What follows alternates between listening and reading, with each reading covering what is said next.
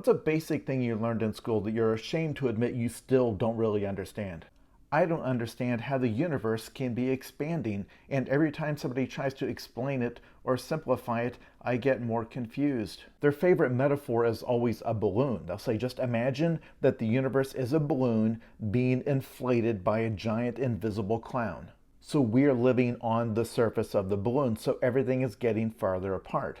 But this is such a bad metaphor because everybody immediately asks the exact same question. In this metaphor, what does the empty room around the balloon represent?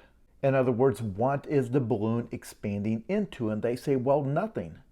And then you ask, well, what if I tried to launch a rocket ship off of the balloon? Or what if I just built a telescope to look outward from it? What would I see? And they say you're misunderstanding it.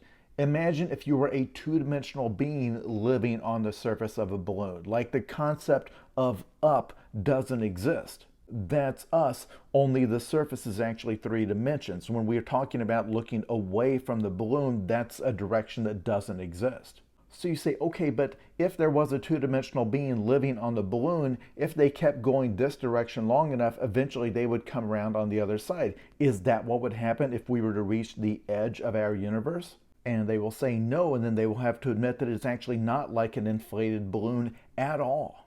I realize that the failure is on my part. It's a failure to understand other concepts that I was taught. But I will admit, as an extremely old man, I still can't answer the question that I had when I was told this in kindergarten, which is, what if I had a rocket ship and flew it out to the very edge of the universe and then just tried to keep going? What would stop me?